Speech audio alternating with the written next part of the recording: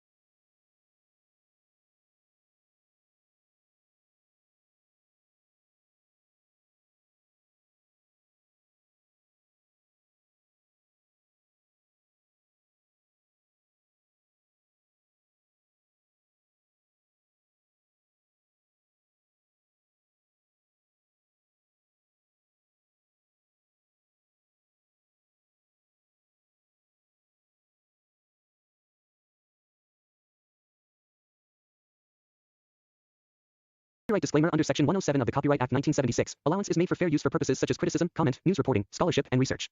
Fair use is a use permitted by copyright statute that might otherwise be infringing. Nonprofit, educational or personal use tips the balance in favor of fair use. Sisu, Road to Revenge emerges as a powerful continuation of one of the most striking and relentless action films of the decade, expanding not only the brutal physical world of Atami Corpi but also the emotional, psychological, and historical undercurrents that define the character. From the very first moments, the film positions itself not simply as a sequel but as an evolution, an exploration of what happens to a man whose entire identity has been sculpted by extraordinary endurance, unimaginable loss, and an unwavering code of personal justice. The sequel begins in a Finland still reeling from the scars of the Second World War, a land frozen not only in climate but in memory, trauma, and the struggle for reclamation. After the violent odyssey of the first film, Corpi returns to what remains of his family's land. What he finds is not a home but a graveyard of charred timber, fragments of walls, and the whisper of a life that once was. The audience immediately senses that this is not a man propelled by rage alone, but by an unspoken loyalty to a past he refuses to allow the war to erase. The simple, deliberate act of dismantling the ruins of his home is filmed with a reverence that transforms physical labor into ritual. Every plank lifted, every stone relocated becomes a symbolic gesture, a conversation with memories only he can hear. The film leans heavily into the emotional void surrounding Corpi, exploring his silent grief in a way the first movie only hinted at. Instead of retreating into the wilderness, he chooses to carry the remains of his home on the back of a truck, a moving monument, a fragile relic of a life that must be rebuilt elsewhere. But as the audience understands almost immediately, nothing in the world of Sisu comes without conflict. Soviet-occupied territories lie ahead, and with them, the lingering presence of those responsible for annihilating Corpi's family.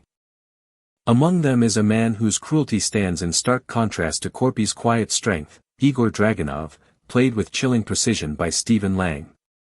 Dragunov is not portrayed as a caricatured villain but as a figure shaped by ideological arrogance and the intoxication of power.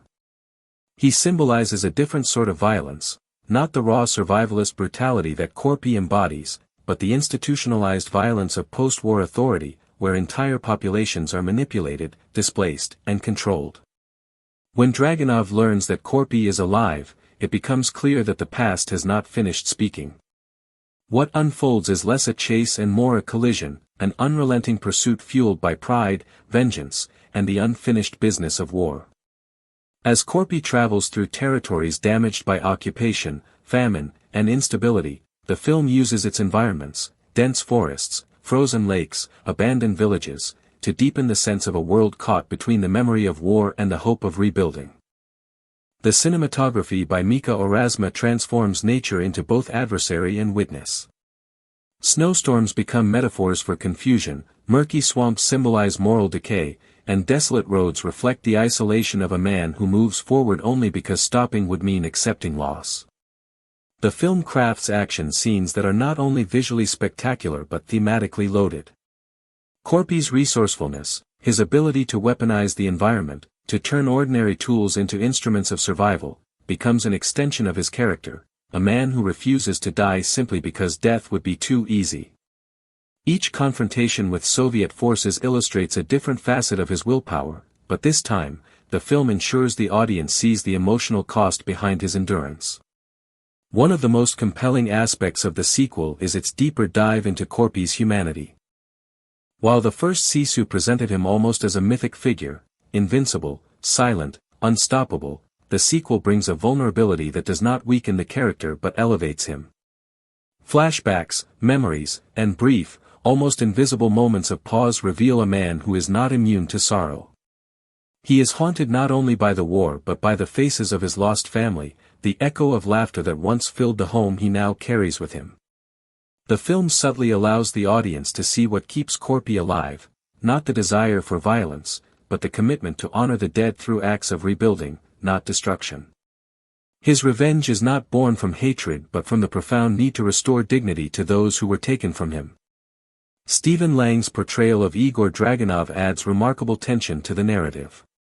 Dragunov believes himself untouchable, a figure whose authority is reinforced by the uniform he wears and the men under his command. He is driven not merely by military objectives but by ego, by the humiliation of allowing a lone man to defy the power of the Soviet machine. The dynamic between Korpi and Dragunov is crafted as a study in contrasts, one man defined by roots, memory, and resilience, the other consumed by dominance, ideology, and fear of irrelevance.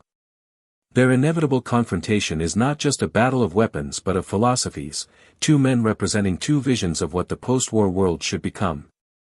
The film's pacing is a fascinating balance of silence and chaos. Some of the most powerful scenes contain no dialogue at all, relying on the weight of atmosphere, the quiet crackle of fire, or the distant rumble of engines to convey emotional depth. This silence becomes a language in itself, allowing the audience to sit with Korpi's pain, to feel the heaviness of memory, and to sense the threat closing in around him. When the action erupts, it does so with a ferocity that feels almost primal. The choreography is brutal, grounded, and intentionally uncomfortable, reminding viewers that survival is never clean or heroic, it is the result of instinct, grit, and the refusal to surrender even when defeat seems inevitable. As Korpi navigates each challenge, the film reveals more of his internal journey. His mission to rebuild his home becomes intertwined with the journey to reclaim his identity. The house, carried across treacherous landscapes, is more than wood and nails, it is the embodiment of the life he once lived and the life he still hopes to preserve. This emotional anchor gives the film a gravity that deepens beyond typical action storytelling. Every obstacle he faces is not simply a threat to his life but a threat to the memory he is trying desperately to protect. When the final confrontation takes place, a devastating clash between Korpi and Dragunov, it is filmed not as a spectacle of violence but as the final eruption of all the tension, grief, and suppressed fury that has been building throughout the narrative. The film's exploration of post-war trauma is one of its strongest thematic elements. It portrays the lingering shadows of conflict, not just for soldiers, but for entire societies. Villages left empty, families displaced, survivors wandering with nowhere to go. In these moments, Sisu, Road to Revenge becomes more than a revenge film, it becomes a commentary on the cost of war, the fragility of peace, and the resilience required to rebuild a life after unimaginable loss. Korpi becomes a symbol of the Finnish concept of Sisu, that deep, unyielding determination forged in the cold fires of hardship. But the film also challenges the audience to see beyond the mythic exterior. Korpi is not immortal. He is simply a man who refuses to stop, and that refusal becomes his defining strength. The performances in the film, especially from Jorma Tommila, carry an extraordinary level of emotional complexity. Tommila manages to convey entire stories with his eyes alone, stories of a man who has lived through generations of pain, who has seen the world torn apart, and who continues to move forward not because he expects hope but because he refuses to let despair define him. Stephen Lang brings an imposing presence to Dragunov, creating a villain who is both terrifying and tragically human in his own hunger for control. The supporting cast offers texture to the narrative, representing the war-torn communities caught between these two forces. The landscapes play a critical role, serving almost as characters themselves.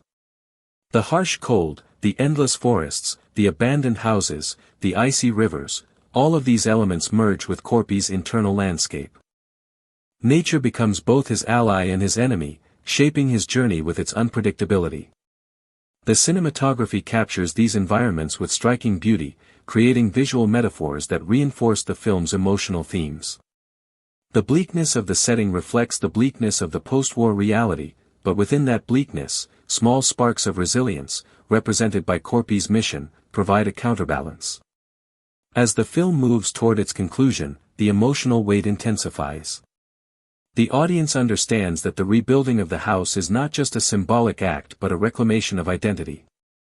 Korpi's journey is not about defeating Dragunov, though that confrontation becomes inevitable, it is about proving to himself that life can continue in the aftermath of destruction. The final scenes offer a resolution that is both cathartic and somber. The violence, though spectacular, does not overshadow the quiet dignity of Korpi's mission. When the dust settles and the final fires burn low, the film leaves viewers contemplating the human capacity for endurance, the meaning of legacy, and the powerful but painful process of rebuilding after war. The film's production itself reflects an ambitious expansion of the original's concept. Shot primarily in Estonia, the environments offer a blend of realism and cinematic grandeur. The budget increase is evident in the scale of the action and the complexity of the set pieces, yet the film never sacrifices its emotional core for spectacle.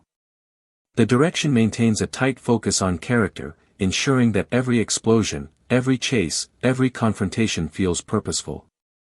The soundtrack reinforces the emotional tension, using minimalistic motifs that echo Korpi's loneliness and determination. Upon its release, Sisu, Road to Revenge generated immediate acclaim from critics and audiences alike.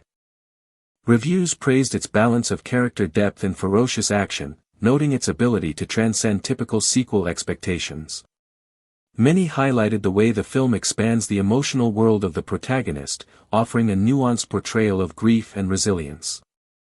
Others pointed to the choreography of the action scenes, the stunning cinematography, and the compelling performances of Tamala and Lang as standout elements. In a cinematic landscape often dominated by formulaic sequels, Sisu, Road to Revenge stands out as an example of how to evolve a story while honoring what made the original so powerful. Thematically, the film resonates on multiple levels.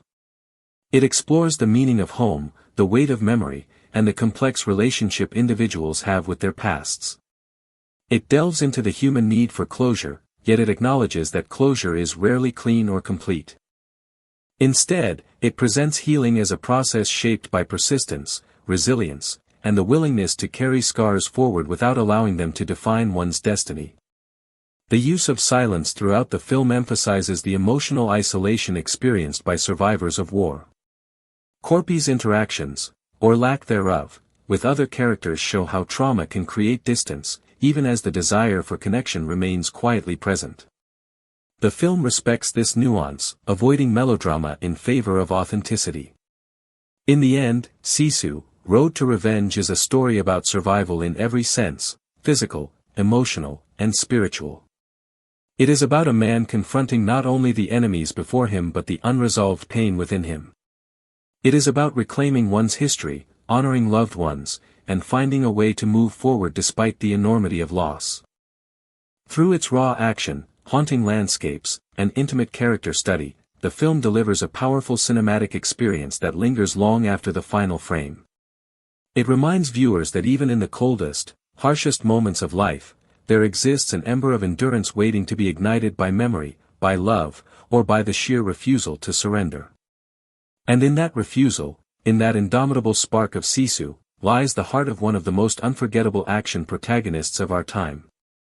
The story of Sisu, Road to Revenge continues the journey of one of cinema's most silent yet thunderous figures, Atami Korpi, a man forged in the frozen wastelands of war and sharpened by a lifetime of loss, resilience, and relentless determination. When exploring the world of this sequel, it becomes essential not only to recap the events that propel Atami forward but to understand the emotional and historical currents that shape him. The film's world is rooted in the painful aftermath of World War II, when Finland was trying to navigate the complicated political landscape that followed its battles against both the Soviet Union and Nazi Germany. In the first Sisu, we witnessed Atami as he confronted the brutal opportunism of Nazi soldiers attempting to steal his hard-earned gold, and we watched as he carved a path of destruction fueled by grief and the primal instinct for survival. Yet beneath the blood and fire was a man searching for the end of suffering, a desire to close the final chapter on a war that took everything from him. Sisu 2 takes that foundation and expands it into a story not just of revenge, but of the weight of memory, the burden of rebuilding a life after unimaginable trauma, and the cruel truth that peace is often more difficult to achieve than victory. The sequel opens with Atami arriving at the remains of his old family home. The ashes are cold, but they speak. Each charred plank, each cracked stone, and each blade of frostbitten grass holds the memory of the family he once cherished, those who were taken from him by the cruelty of war and by the merciless hand of Igor Dragunov, the Soviet commander whose name is carved into Atami's nightmares. Without narration or monologue, the film lets the silence tell everything. Jalmari Helander, the director, uses visual storytelling with extraordinary precision. Atami kneels beside the rubble of his home, he picks up a burnt toy, a scrap of fabric, a metal hinge from what used to be a door. This man, who survived the worst hell imaginable, kneels not in despair but in acknowledgement. The silence becomes a eulogy. It is here, in the stillness, that we witness his decision. He will rebuild his home from the very ruins that remain. He begins dismantling the burnt timbers with solemn intention, loading them onto a truck plank by plank. These boards, dark from fire and scarred by time, are not just materials, they are the last remnants of a life that once held warmth, laughter, and purpose. Rebuilding is not just physical labor, it is an act of reclaiming meaning. Yet fate, in the world of Sisu, never leaves Atami alone for long. The ghost he hoped was gone, Igor Dragunov, returns when reports of a lone Finnish veteran are whispered through Soviet lines. Dragunov is a different kind of villain than the greedy Nazis of the first film. He is methodical, calculated, and driven by a deep hatred for Atami, not merely because of their wartime encounters but because Atami's survival serves as a reminder of Dragunov's own failures. For a man intoxicated by power, Atami's continued existence is an insult he cannot bear. What begins as a quiet journey of remembrance becomes a deadly chase across occupied territories. The sequel expands the geography of the story, shifting from the tundra of Finnish Lapland to the rugged forests and decaying war-torn villages of post-war Eastern Europe. Each location is chosen not just for visual appeal but for thematic resonance. Abandoned trenches, rusted artillery shells, and forgotten battlefields remind the audience that war may have ended in official terms, but its scars remain embedded in the land and the people. Atami's journey becomes a meditation on the nature of violence and the enduring human need to seek closure. Even as Dragunov's forces close in, Atami moves with a calm purpose, guided not by rage but by the memory of what he lost. The central theme of the film revolves around the essence of the word Sisu, a uniquely Finnish concept representing a nearly superhuman combination of resilience, courage, and unbreakable spirit. The first film showed us the physical manifestation of this trait, the sequel dives deeper, presenting Sisu as not just survival instinct but the emotional fortitude to face grief head-on. Atami's actions are not driven by the primitive bloodlust often found in revenge narratives. Instead, they emerge from a profound internal struggle. He must confront not only Dragunov but the parts of himself that the war tried to destroy. His silence becomes a language. His violence becomes a response to a world that has taken everything from him. Yet the film never glorifies brutality, rather, it highlights the grim reality that some men are forced to become monsters in order to survive monsters. Director Jalmari Helander pushes the boundaries of physical action while grounding the story in emotional authenticity. The choreography of battles is significantly more elaborate than in the first film, incorporating influences from Indiana Jones-style adventurism, James Bond cinematic espionage flair, and even the physical comedy and visual timing of Buster Keaton. This unusual combination creates sequences that are both breathtaking and emotionally charged. The film balances realism with stylized exaggeration, maintaining the gritty tone that defined the original while exploring daring new creative directions. Explosions, hand-to-hand combat, improvised weaponry, and survival tactics are portrayed not as spectacle alone but as extensions of Atami's resourcefulness and willpower. Each confrontation with Dragunov's soldiers becomes a battlefield of intellect, endurance, and psychological warfare. The presence of Stephen Lang as Igor Dragunov elevates the antagonistic tension to new heights. Lang portrays Dragunov as a man scarred by the war not emotionally but egotistically. He believes in dominance, order, and fear. To him, Atami represents chaos, a force that cannot be controlled, predicted, or eliminated. Dragunov's frustrations grow as he watches his men fall to this seemingly invincible, silent adversary. His obsession with capturing Atami becomes a spiral of self-destruction, mirroring the all-too-common reality of authoritarian figures who crumble when their authority is challenged. Richard Brake, playing a Soviet official, adds an additional layer of tension by exerting pressure on Dragunov to succeed, turning the villain's internal conflict into a boiling pot of paranoia and desperation. The film's emotional core blossoms in quiet moments between action sequences. When Atami rests, we see glimpses of the human beneath the warrior. He sits beside a river, washing blood from his hands. He sleeps leaning against the timber of his destroyed home, as if trying to feel the presence of his family once again. These scenes are wordless but powerful, allowing viewers to grasp the depth of his sorrow and the magnitude of his determination.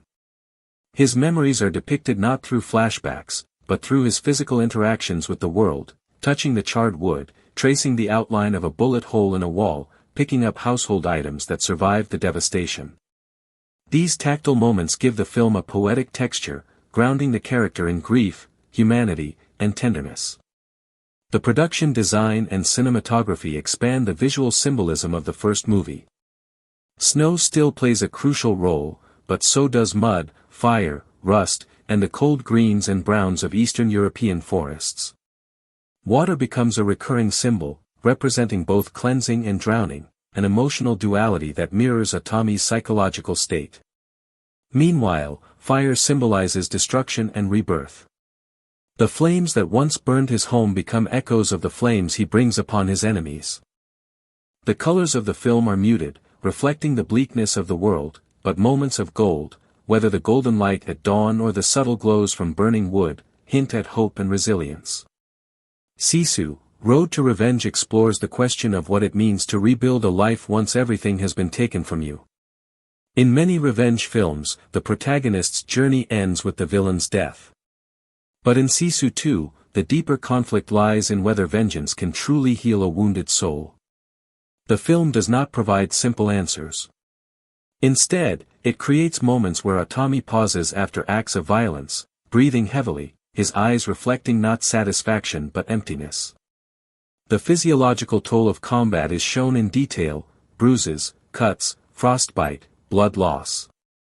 Yet the psychological toll is displayed even more subtly through his posture, his stillness, and the lingering sadness in his expression. The film recognizes that revenge may provide temporary catharsis, but grief remains woven into the fabric of one's identity. The relationship between Atami and Dragunov becomes a symbolic duel between freedom and tyranny, resilience and domination, memory and denial. Dragunov sees himself as a wielder of order in a chaotic post-war world, yet his methods are rooted in terror and violence. Atami, meanwhile, represents a different kind of order, one grounded in personal justice, identity, and the right to rebuild what was lost. Their confrontations escalate in intensity, culminating in a final sequence of action that blends survival instinct, personal vengeance, and thematic resolution. The destruction they inflict upon each other and their surroundings becomes a metaphor for the broader destruction of war. In the climax, the physical world around them mirrors their emotional states, shattered, burning, yet ready for rebirth. Throughout the film, the score plays a crucial role. The music incorporates deep percussive elements, echoing the heartbeat of the protagonist, while cold, metallic notes evoke the machinery of war. Traditional Finnish folk instruments are woven into the soundtrack, grounding the narrative in cultural context. The combination of these elements creates an auditory experience that complements the visual landscape, reinforcing the themes of loss, resilience, and hope. The composer's approach emphasizes restraint. Silence is used strategically, allowing certain scenes to breathe and speak for themselves. The acting performances are nuanced and grounded. Jorma Tommila excels once again as Atami Korpi, using minimal dialogue and maximal physical expression. His performance is a masterclass in subtlety and controlled intensity. The small movements of his eyes, the quiet shifts in his posture, and the steady rhythm of his breathing convey a universe of emotion. Tommila embodies the essence of Sisu, showing that strength is not only in action but in endurance. Stephen Lang's portrayal of Dragunov adds complexity to the antagonist role. Rather than being a one-dimensional villain, he is shown as a man whose sense of order and purpose has been fractured by the war. His pursuit of Atami becomes a twisted form of identity restoration. Destroying Atami is, in his mind, a way to reclaim control over his shattered world. The production background of the film contributes significantly to its authenticity. Filmed primarily in Estonia to depict post-war Soviet-occupied territories, the locations are chosen for their rugged natural beauty and historical atmosphere. Dense forests, crumbling fortifications, and vast, open landscapes provide the perfect canvas for the story. The production team used practical effects extensively, enhancing realism and grounding the action sequences in tangible environments.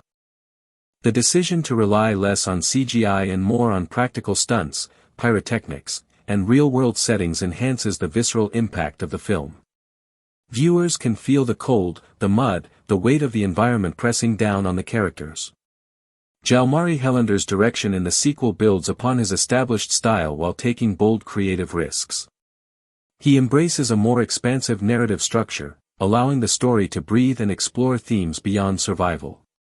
The pacing is deliberate, creating moments of stillness that contrast with the explosive bursts of action. Helander uses visual metaphors and symbolic imagery to explore deeper psychological territory. The influence of classic adventure films is evident in some set pieces, yet the tone remains grounded and unflinchingly harsh, preserving the gritty realism that defined the original. The screenplay is written with an economy of dialogue, letting actions and visuals carry the emotional weight. When characters speak, their words are sharp, purposeful, and often reveal their internal conflicts more than their intentions. The interactions between Atami and Dragunov are especially insightful, highlighting the ideological and emotional differences between them. Yet the script never forces exposition, it trusts the audience to interpret the nuanced layers of meaning that unfold through subtle gestures and silent confrontations. In terms of release, Sisu, Road to Revenge reached audiences through a carefully constructed global distribution strategy that reflects the growing international interest in Finnish cinema. Premiering at major festivals, the film gained attention for its unique genre blend, gritty portrayal of post-war Europe, and deeply human character study. Critics praised the film's ability to elevate action cinema into something poetic and philosophically resonant. Many noted the impressive performances, meticulous direction, and thematic richness that distinguish it from other revenge narratives. Thematically, the film explores the idea that war never truly ends, it simply changes form. The soldiers who survive carry the war within them, shaped by their experiences and haunted by their memories. Atami represents a generation of veterans who struggle to find peace in a world that has moved on without them. His journey becomes a metaphor for the rebuilding of a shattered nation, a process filled with obstacles, violence, and emotional turbulence. The sequel interrogates the myth of the invincible hero, showing that even the strongest individuals carry wounds that cannot be seen. While Atami's physical abilities are remarkable, his emotional journey reveals the depth of his humanity. The film also explores the concept of home. For Atami, home is not just a physical structure but a symbol of identity, family, and purpose. By reconstructing his home using the very materials that survived the fire, he attempts to reclaim a part of himself that was lost. The physical reconstruction mirrors his psychological healing, though the process is neither straightforward nor complete.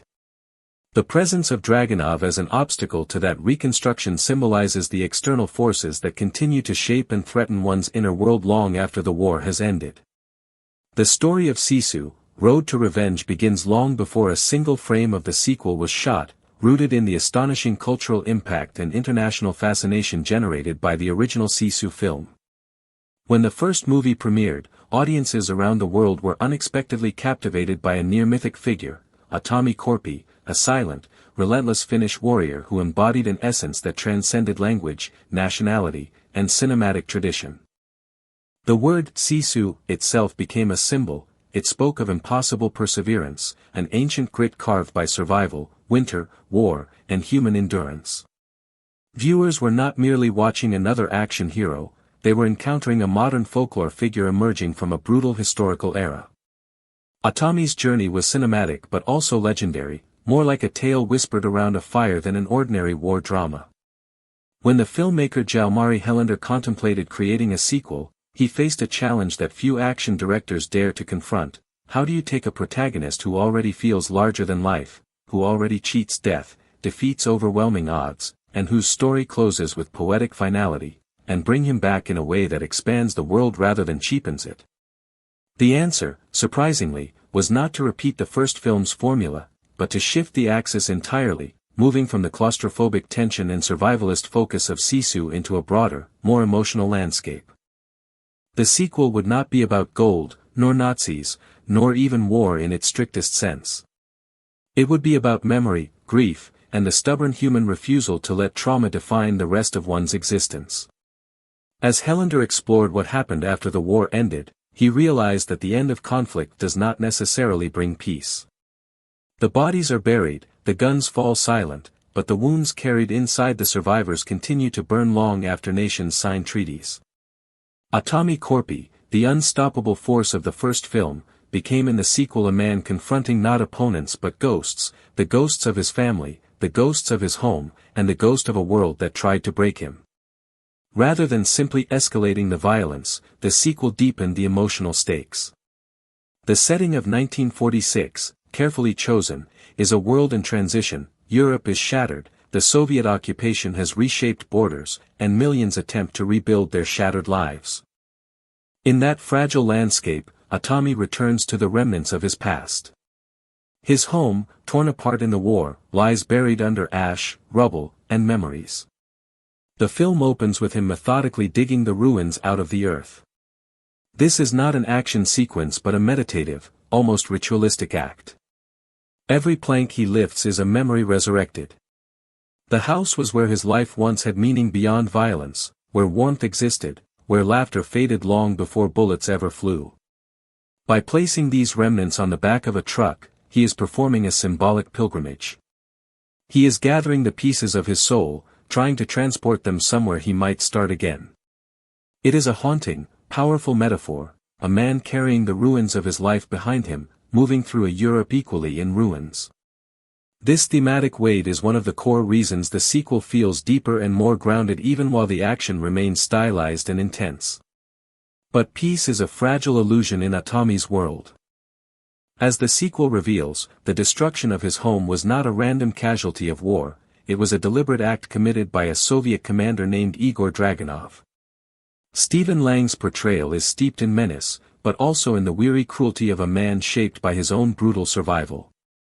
Dragunov is not a cartoon villain, he is the embodiment of the vicious spiral of violence left behind when war ends. His personal involvement in Atomi's tragedy transforms the sequel into something more intimate than a political conflict. It becomes a deeply personal pursuit, a collision of two men whose lives were twisted by the same darkness. Dragunov's return is not merely another threat to Atomi's physical survival, it is a resurgence of the trauma he has spent years trying to bury. When Dragunov learns that Atomi is alive, he becomes obsessed, as if Atomi surviving represents an unfinished chapter, a loose thread in his psychological tapestry. For Dragunov, killing Atomi is both revenge and closure. For Atomi, confronting Dragunov is not about revenge in the simplistic sense, it is about confronting the demon that destroyed his only connection to humanity. That difference in motivation, closure versus emotional restoration, shapes the tone of their clash in profound ways. The journey that follows blends high-intensity set pieces with a deliberate exploration of identity. Atomi, with his signature silence, expresses more through action and posture than most characters do through dialogue. His quiet presence in the film's early sequences gives the audience time to reflect on the emotional cost of violence. When the violence does erupt, it erupts with a ferocity that reminds the viewer that Atomi is a man who adapts, survives, and fights not because he enjoys it but because he must. In the sequel, the geography of the story is wider. It stretches across landscapes in Estonia, doubling for post-war Eastern Europe, with broken cities, desolate forests, abandoned Soviet outposts, and miles of muddy rural roads. These landscapes mirror Atomi's internal state, barren yet filled with seeds of rebuilding. There is a quiet poetry in the way he moves through these spaces, carrying his destroyed home on wheels, as if dragging the past behind him. The truck becomes a character itself, symbolizing both burden and purpose. Every time he checks the load to ensure nothing has fallen off, the audience senses his reverence for what remains of his old life. As the film unfolds, Atomi encounters various individuals, villagers, soldiers, displaced families, and opportunists, each reflecting a facet of Europe's fractured condition. Some characters fear him, some admire him, some attempt to exploit him, while others unknowingly guide him toward the inevitable confrontation with Dragunov. Though their roles may be brief, each encounter deepens the narrative texture, revealing the world beyond Atami's personal vendetta. The supporting characters are not merely bystanders but embodiments of the era's collective trauma. Their paths crossing with Atami's highlight how trauma shapes communities, not just individuals. Most of these interactions further emphasize the contrast between Atami's stoic isolation and the desperate, noisy struggle of those around him to reclaim normalcy. Unlike many action heroes who are defined by their swagger or charisma, Atami's presence is defined by absence, absence of words, absence of emotional display, absence of self-indulgence. That makes every gesture he performs carry weight. When he sits in silence with a grieving widow, or helps a displaced child find shelter, the small moment becomes monumental. The audience sees a warrior who is not seeking heroic recognition but simply performing acts of human decency, acts that remind him of who he used to be before war stripped everything away. On the opposite side of the spectrum, Dragunov's journey in the film illustrates how war corrupts the soul beyond repair. He emerges not as a generic antagonist but as a man clinging to the last vestiges of power, driven less by ideology and more by personal obsession. His forces, though diminished from wartime strength, remain formidable. He commands a group of hardened soldiers who follow him not out of loyalty but out of fear. As Dragunov hunts Atami, the audience witnesses the psychological unraveling of a man who conflates brutality with control. His relentless pursuit turns the landscape of the film into a vast chessboard where every move tightens the tension. The dynamic between Atami and Dragunov becomes a dance of hunter and hunted, roles which shift repeatedly throughout the narrative. In some sequences, Atami is the victim ambushed in the dark, in others, he becomes the silent predator striking from unexpected angles. This fluidity in roles maintains suspense and ensures that neither character feels invincible. Even Atami, despite his legendary resilience, is shown to be aging, wounded, and carrying grief that weighs heavily upon him. The action sequences themselves are designed with meticulous care. Helander blends gritty realism with exaggerated, almost mythic violence. Instead of relying solely on modern fast-cut editing, the sequel embraces wide shots and physical choreography reminiscent of older adventure films. This approach grounds the brutality in a tangible physicality that allows the audience to feel the exhaustion of combat. Whether Atami is fighting with improvised tools, navigating treacherous terrain, or enduring explosions and close combat assaults, his survival feels earned, not guaranteed. Meanwhile, the cinematography captures the contrasts between serene landscapes and sudden carnage, between moments of silence and erupting chaos. Sound design plays an equally critical role. The creak of wooden planks on Atami's truck, the distant rumble of approaching engines, and the crackling tension of approaching danger add layers of immersion. As the story progresses, Atami becomes increasingly aware that avoiding conflict is no longer possible. Every mile he travels draws Dragunov closer. Every attempt to move quietly through the countryside only seems to escalate the danger to those around him. When innocent lives begin to be threatened, Atami steps into the role he once hoped to leave behind. The transformation is subtle yet profound.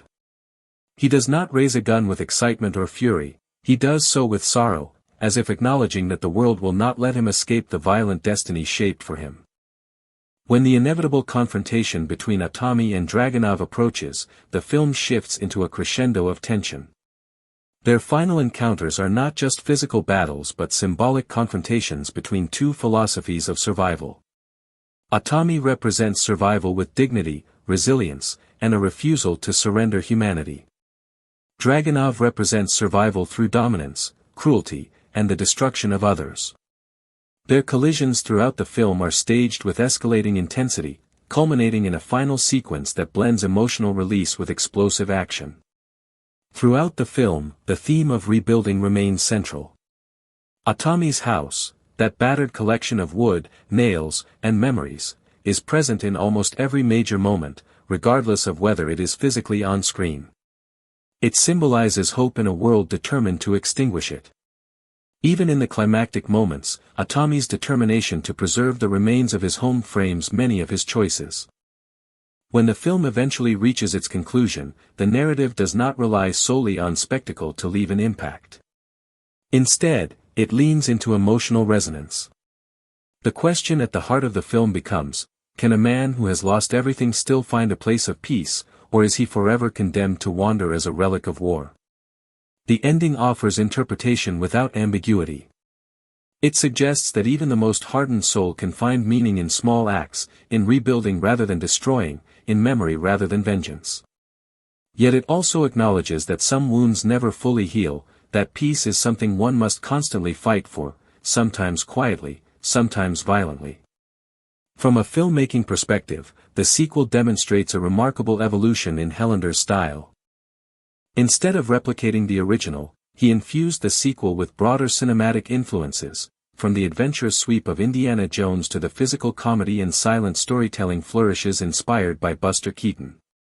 These influences do not undermine the film's seriousness, instead, they enrich its tone, providing unexpected moments of levity, rhythm, and humanity. The film's pacing also reveals a director more confident in balancing reflection and chaos.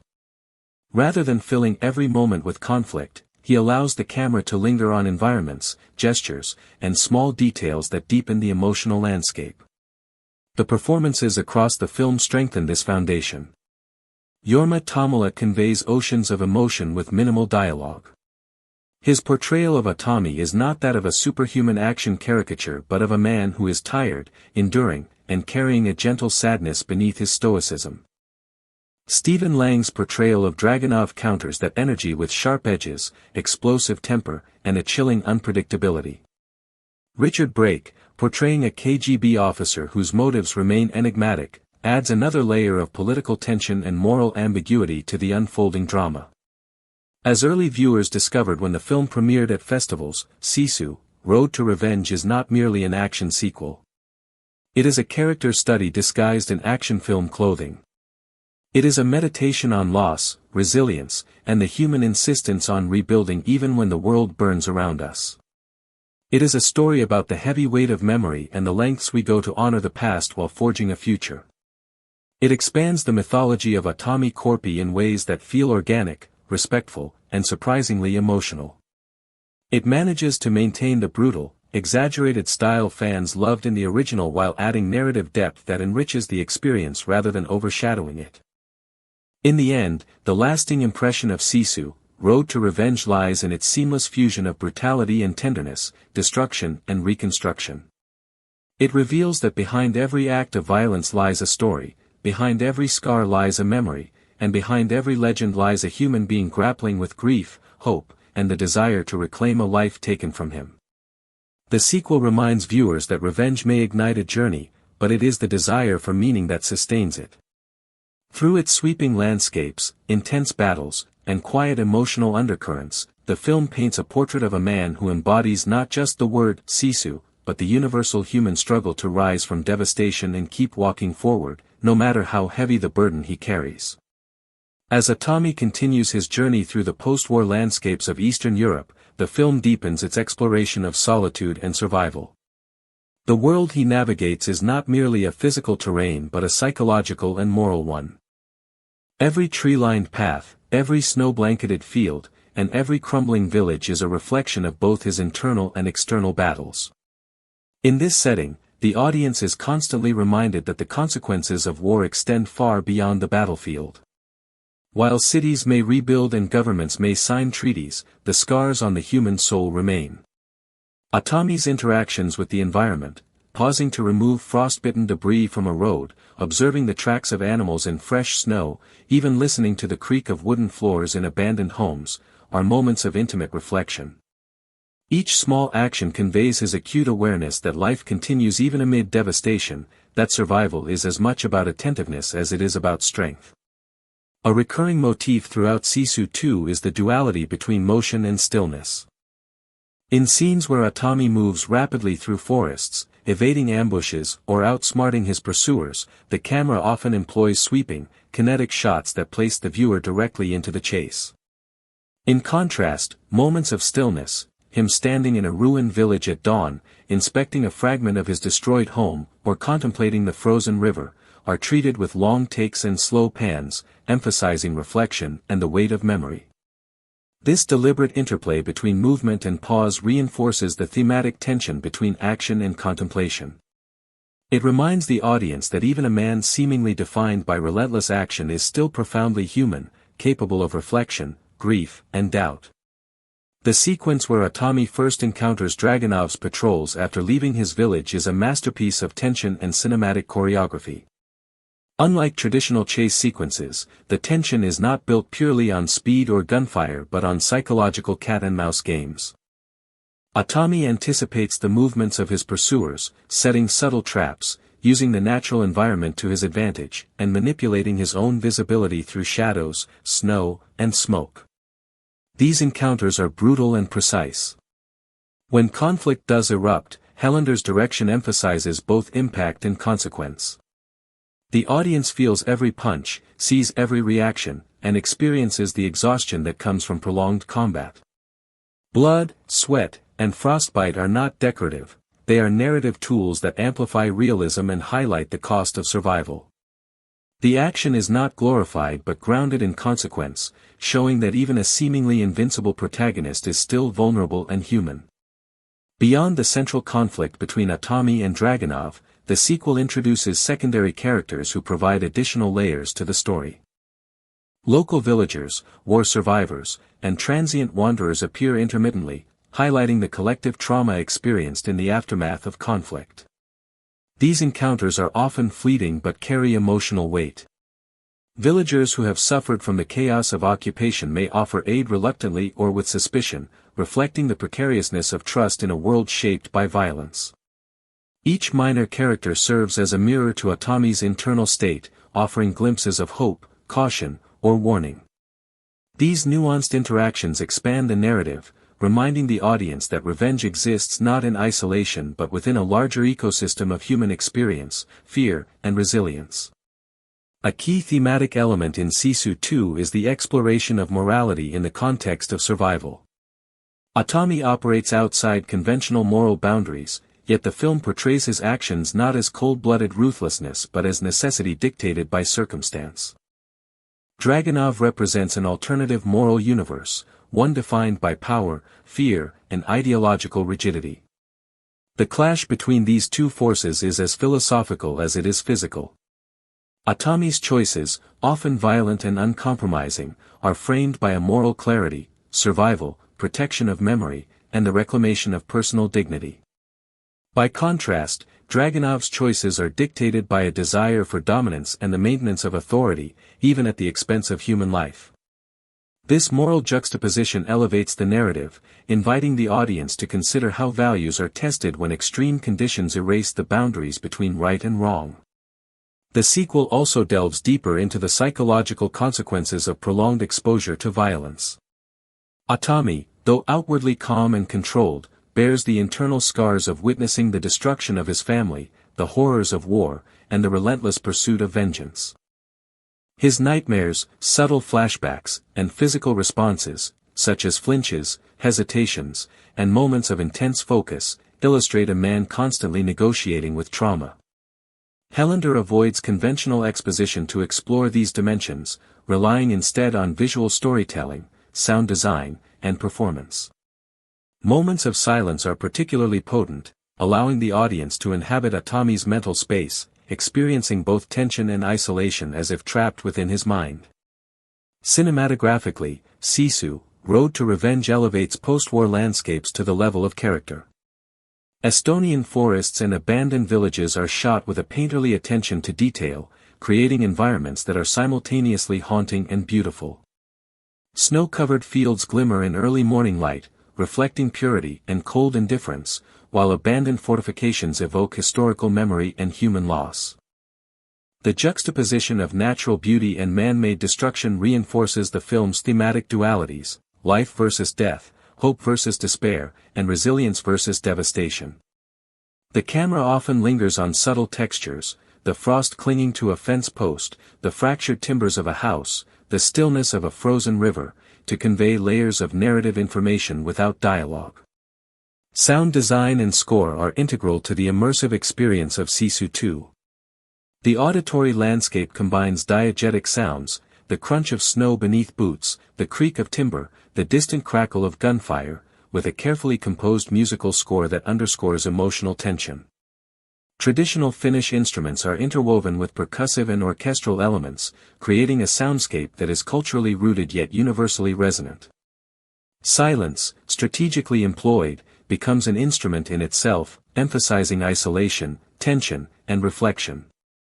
In key sequences, the sound design magnifies environmental hazards. A snapping branch, the whistle of wind, or the sudden echo of footsteps serves not just as a cue for action but as an emotional trigger, heightening immersion and engagement. The production design contributes further to the film's authenticity. Costume design, weaponry, and props are meticulously researched to reflect historical accuracy and regional specificity. Soviet uniforms and insignia are rendered in detail, conveying hierarchy, discipline, and menace, while Atami's clothing evolves with the narrative, reflecting both practical adaptation to harsh climates and symbolic continuity with his past. The attention to historical detail does not stifle creativity, rather, it grounds the narrative in a believable reality, allowing the heightened action and stylized combat to feel plausible and anchored in a lived world. Sisu 2 also explores the idea of legacy, personal, cultural, and historical. Atami's efforts to rebuild his home are acts of preservation, connecting him to ancestors and the memories of a past life. Each plank, each nail, and each hammer strike carries symbolic weight, representing both survival and defiance. In a broader sense, the film comments on the preservation of culture and memory in post-war Europe, where landscapes, buildings, and traditions were often obliterated by the tides of conflict. The rebuilding process becomes a metaphor for national and personal resilience, highlighting the human capacity to endure and reconstruct meaning after devastation. The narrative structure of the film is layered, balancing linear progression with intermittent psychological and visual motifs that invite reflection. Action sequences punctuate quieter, reflective moments, creating a rhythm that mirrors the tension and release inherent in survival and combat.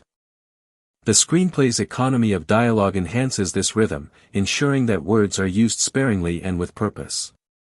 Emotional beats are conveyed through gesture, facial expression, and environmental interaction, relying on performance and cinematic technique to communicate complexity.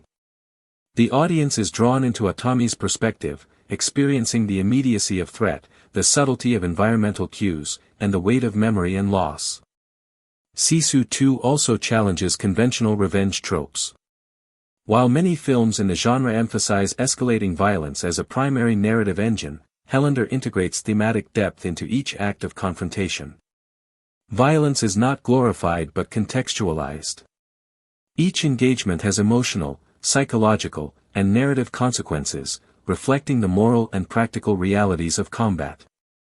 The film interrogates the cost of vengeance, illustrating that even justified violence leaves residual scars. Atami's journey is as much about reconciling with loss as it is about eliminating threats. The narrative asks the audience to consider whether closure can truly be achieved through physical confrontation or whether emotional reconciliation requires deeper introspection and acceptance. Moreover, the sequel expands the political and historical canvas. By shifting focus from Nazi-occupied territories to Soviet-influenced regions, Sisu 2 situates the story within the complex post-war geopolitical landscape of Northern and Eastern Europe. This contextualization enriches the narrative, providing a backdrop against which the personal story of revenge intersects with larger historical currents. The presence of Soviet military forces and officials emphasizes themes of occupation, authority, and resistance, while Atami's personal struggle serves as a lens through which these broader historical tensions are humanized. The film's visual motifs are rich and multifaceted. Repeated imagery of fire, snow, water, and ruined architecture conveys narrative and thematic layers. Fire represents destruction, revenge, and catharsis, snow symbolizes endurance, isolation, and purity, water reflects transformation, cleansing, and fragility, and dilapidated buildings embody both memory and loss. These visual elements operate in tandem with performance and score, creating a cohesive aesthetic that communicates both story and subtext. Symbolism is often subtle, embedded in environmental interactions or the choreography of action sequences, inviting attentive viewers to uncover additional layers of meaning with each viewing. Atami's character continues to embody the Finnish cultural concept of Sisu in its fullest expression. His resilience, moral clarity, physical prowess, and psychological fortitude are central not only to his personal journey but also to the thematic structure of the film. Sisu is portrayed as both a practical and philosophical principle. It enables survival under extreme conditions, shapes ethical decision-making in morally ambiguous situations, and anchors identity in a world of chaos. Through Atami, the audience experiences the intersection of human vulnerability and extraordinary capability, illustrating that true heroism is as much about enduring hardship as it is about achieving victory. The film also emphasizes the interplay between isolation and connection. Atami is largely solitary, yet his interactions with the landscape, minor characters, and even his adversaries create a network of relational dynamics that propel the narrative. These connections are complex and often transient, reflecting the precariousness of human bonds in a post-war world. Moments of empathy, mutual recognition, and shared experience punctuate the story, highlighting the enduring need for human connection even amid violence and grief. These relational threads add emotional texture, grounding the film in human reality and preventing it from becoming a purely kinetic or action-driven narrative. Korpi's journey in Sisu, Road to Revenge, is as much internal as it is external. The landscapes he traverses, though frozen and unforgiving, mirror the psychological terrain he must navigate. Each frozen lake crossed, each forest cut through, becomes symbolic of the obstacles within him, traumas that refuse to stay buried, memories that haunt and shape his every decision. The film employs a masterful visual language here. The lingering camera on a snow-laden tree branch, the slow drift of a feather across a frozen river, or the dim glow of a lantern in a distant village, all create a mood of reflective tension. These moments, often quiet and understated, allow the audience to dwell on Korpi's humanity, emphasizing that his heroism is not only physical but moral and psychological.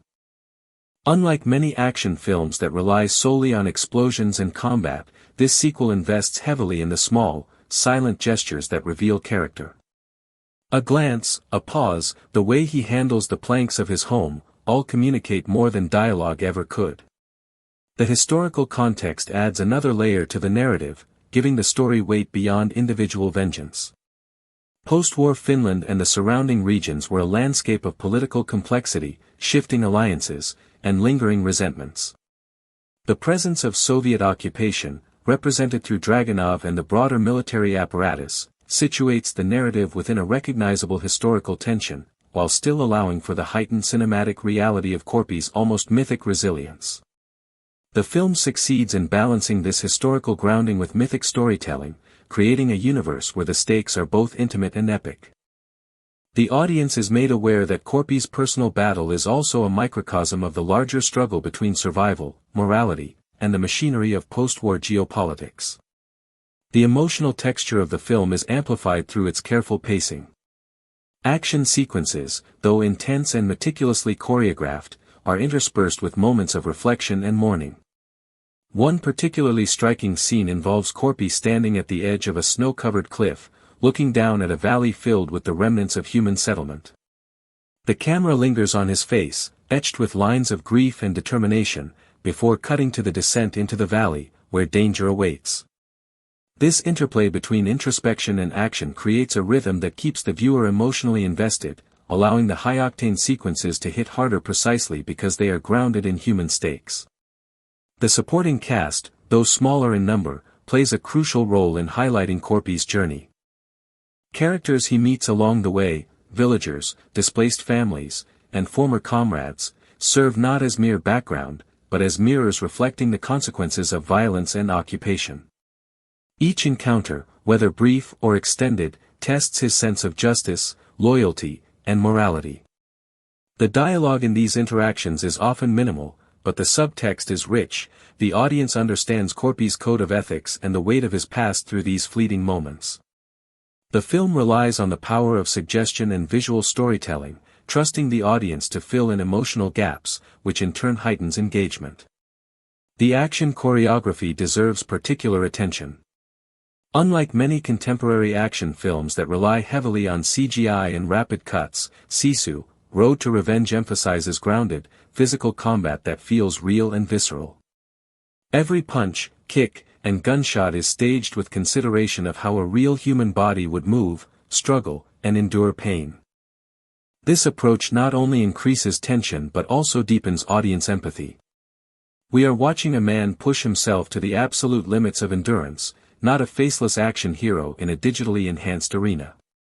Even in sequences where Corpy faces overwhelming odds, ambushes by squads of Soviet soldiers, near-fatal accidents, or improvised explosive traps, the realism of the struggle reminds viewers that his survival is the product of skill, intelligence, and sheer indomitable will. The musical score complements this visual storytelling beautifully. Minimalist at times, soaring at others, it reinforces both tension and emotion. Sparse, haunting motifs underscore moments of grief, while rhythmic, pulse-driven compositions heighten chase sequences and combat. The soundtrack does not intrude, rather, it amplifies the emotional resonance of each scene, creating a synergy between what the audience sees and what they feel. In combination with sound design, the crunch of snow beneath boots, the whistling of wind through trees, the distant echoes of gunfire, the film achieves an immersive audiovisual experience that captures both the physical and psychological intensity of Corpy's quest. Thematically, Sisu, Road to Revenge interrogates the nature of revenge and justice. Corpy's mission to honor his family is rooted not in a desire for indiscriminate violence but in a carefully considered pursuit of retribution and moral balance. The film challenges the audience to consider the difference between vengeance and justice, personal honor and societal order. Each confrontation with Dragunov or his forces is not merely a spectacle, it is a moral test, a weighing of consequences, and a reaffirmation of Corpy's guiding principles. The narrative continually asks, what does it mean to rebuild after destruction? How can one honor the past while forging a future in a landscape scarred by war? Corpy's journey is as much about these questions as it is about survival. Cinematically, the film utilizes light and color to reinforce mood and narrative intent. Winter landscapes are captured in muted, desaturated tones, conveying the harshness of the environment and the emotional desolation that accompanies it. When Corpy reaches moments of triumph, hope, or personal revelation, the cinematography subtly shifts, introducing warmer tones, softer light, and more open compositions. These visual cues operate almost subconsciously, guiding the viewer's emotional response without heavy-handed exposition. The attention to environmental detail, frost patterns on windows, the way light reflects off ice, the texture of snow-covered terrain, contributes to the film's realism and immersive quality. The narrative structure of the film also deserves praise. While linear in the broad sense, it frequently employs flashbacks and memory sequences to reveal Corpy's past, the loss of his family, and formative experiences that shaped his unyielding character. These sequences are carefully interwoven, never interrupting the flow of the present narrative but instead deepening the audience's understanding of his motivations. They serve to humanize a character who might otherwise be perceived as merely mythic, ensuring that every act of violence or endurance carries an emotional subtext that resonates beyond spectacle. Corpy's symbolic act of carrying his home through hostile territory functions as a central metaphor for the themes of memory, loss, and resilience. Each mile traveled is a step in the reconstruction of identity, a test of will, and a tangible demonstration of loyalty to the past. The physicality of the journey mirrors the emotional burden he bears, reinforcing the interplay between mind, body, and memory. In cinematic terms, the house itself becomes a secondary protagonist, representing what has been destroyed, what is worth protecting, and the possibility of renewal. Throughout the film, the tension between human vulnerability and near-mythical resilience is maintained masterfully. Corpy is unquestionably capable, but he is not invincible. He suffers injuries, experiences moments of doubt, and faces situations where survival seems impossible. These vulnerabilities heighten dramatic tension, making every narrow escape and triumph more impactful.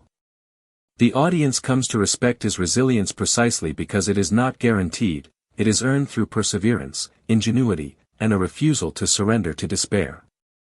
The film's conclusion, while emotionally satisfying, is deliberately nuanced. The final confrontation with Dragunov is intense and decisive, yet it is the aftermath, the quiet moments of rebuilding, reflection, and reclaiming of identity, that linger in the mind. Korpi's survival is less a triumphant victory and more a testament to endurance, morality, and the capacity to carry one's past forward without being consumed by it. The closing sequences emphasize continuity and hope amidst devastation, suggesting that resilience, memory, and action are inseparable components of a life well lived, even in a world scarred by conflict. From a production perspective, Sisu, Road to Revenge demonstrates significant growth from the original film. Filming in Estonia provided access to expansive natural landscapes and historical architecture, creating environments that felt authentic yet cinematic. The choice of locations reflects an understanding of how setting influences narrative, with remote forests, abandoned villages, and frozen lakes serving as both obstacles and narrative devices. The increased budget allowed for more elaborate set pieces, carefully choreographed action sequences, and a wider visual scope, yet the filmmakers maintained the intimate storytelling that distinguished the first installment. Each decision, from costume design to set construction, underscores the film's commitment to authenticity and narrative depth. The film also represents a broader conversation about the evolving nature of action cinema. In an era often dominated by computer-generated spectacle, Sisu, Road to Revenge prioritizes human skill, strategy, and emotion. It reminds audiences that tension, danger, and excitement do not require digital effects alone, they can emerge naturally from well-staged choreography, grounded character stakes, and immersive storytelling. By marrying physical realism with emotional resonance, the film sets a high bar for the genre and exemplifies how sequels can expand a narrative universe while deepening the audience's emotional engagement. Beyond the surface of relentless action and revenge-driven narrative, Sisu, Road to Revenge thrives in its exploration of post-war psychology, capturing the dissonance between external peace and internal turmoil. The world that Atami navigates is one attempting to heal but failing to confront its own history. Small towns are dotted with boarded-up homes, fields are scarred by craters and trenches, and every surviving inhabitant carries the silent weight of loss, displacement, and unspoken horrors. Hellander's camera lingers on these details, allowing the environment to speak as much as the characters. Snowdrifts half melted by spring rains, a collapsed barn slowly reclaimed by weeds, the scorched husks of vehicles abandoned in wartime, all these visual cues reinforce that Europe, even after the war, is a character in itself, shaping the decisions and fates of everyone within it. The mise-en-scene transforms the landscape into a visual diary of grief, setting a stark contrast to the kinetic bursts of action. In this contrast lies much of the sequel's emotional resonance. Violence is not glorified, it is framed against the backdrop of devastation that is already present, heightening the stakes and emphasizing that every act of brutality carries consequences that extend beyond the immediate moment. The sequel also demonstrates remarkable temporal and narrative layering. While the main storyline follows Atami's pursuit of survival and Dragunov's relentless chase, Hellander employs flashbacks sparingly but powerfully, providing glimpses of Atami's life before the war, the moments of familial warmth he lost, and the events that cemented his resolve to carry forward. These flashbacks are carefully integrated into the narrative, often triggered by mundane objects, a wooden chair, a photograph, a familiar stretch of road, making the audience intimately aware that every action he takes in the present is haunted by memory. This technique elevates the film beyond conventional action cinema, transforming it into a meditation on the persistence of memory and the way trauma shapes identity over time. Dragunov's own past is similarly layered, though less sympathetically, revealing a man whose obsession with control and vengeance is as much a response to his own fears as it is a manifestation of malice. The duality of these characters, one haunted by loss, the other corrupted by the pursuit of dominance, forms the thematic backbone of the film, offering viewers an exploration of two paths forged by violence, one leading toward resilience and integrity, the other toward decay and obsession. A crucial element in the sequel's storytelling is its approach to sound design and musical scoring. Rather than employing a continuous, dramatic soundtrack, Hellander often opts for silence or minimalistic soundscapes that amplify tension. The creak of a wagon wheel, the distant howl of wind across a field, the soft crunch of snow underfoot, these sounds draw the viewer into the physicality of Atami's journey. When music does emerge, it is purposefully sparse, emphasizing emotional beats without overwhelming the action. The composer's subtle interplay between somber orchestral tones and sharp, percussive hits during combat sequences allows each act of violence to feel both grounded and cathartic. This careful orchestration underscores that the sequel's power lies not merely in spectacle but in the careful layering of auditory and visual storytelling, creating a fully immersive experience. The cinematography itself plays a pivotal role in expressing character and theme. Wide shots are utilized to capture Atami as a solitary figure against vast, desolate landscapes, emphasizing his isolation and resilience. The camera frequently follows him in long tracking shots, allowing the audience to feel as though they are moving alongside him, sharing his burden and understanding the physical and emotional toll of his journey. Close-ups are reserved for moments of intimate reflection or confrontation, forcing viewers to confront the subtle emotional shifts in Atami's expression and body language. These choices reflect a cinematic philosophy that the story is not only told through plot but also through spatial and visual relationships, with landscapes, objects, and framing acting as silent narrators alongside the actors themselves. Character dynamics are intricately developed beyond the central Atami-Dragunov conflict. Secondary characters serve as mirrors, foils, and amplifiers of the central themes.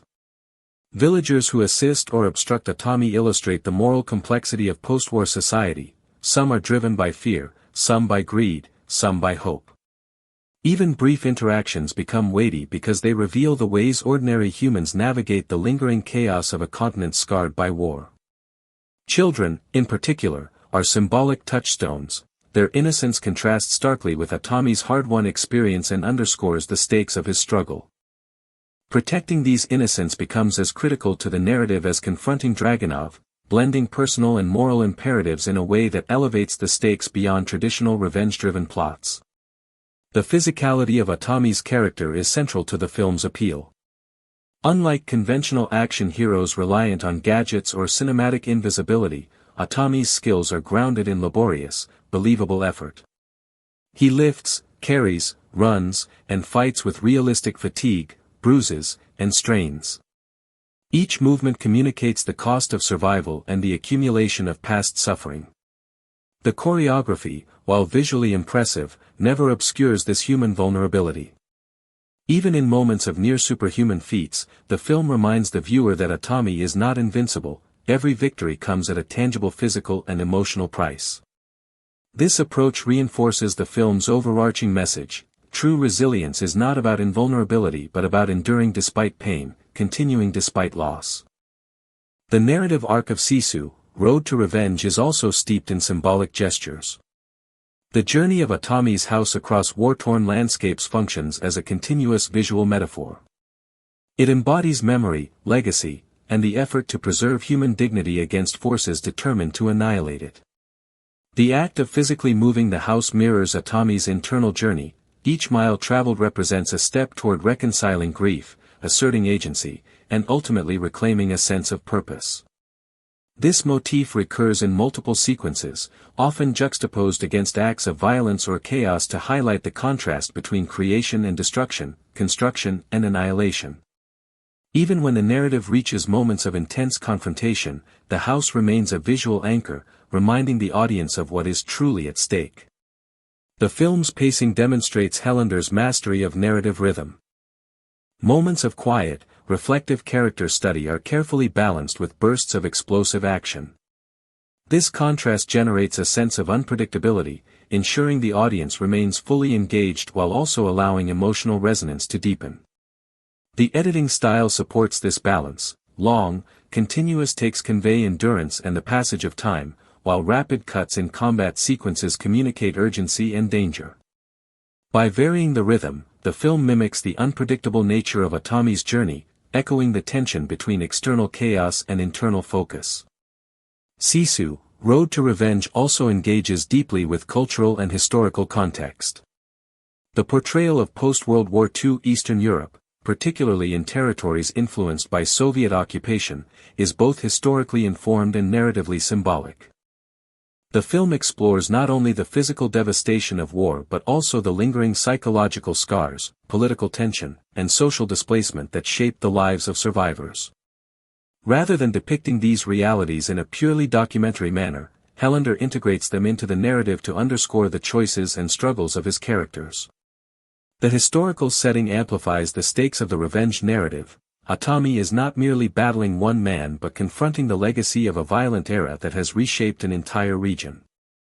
On a thematic level, the sequel interrogates the nature of vengeance and justice.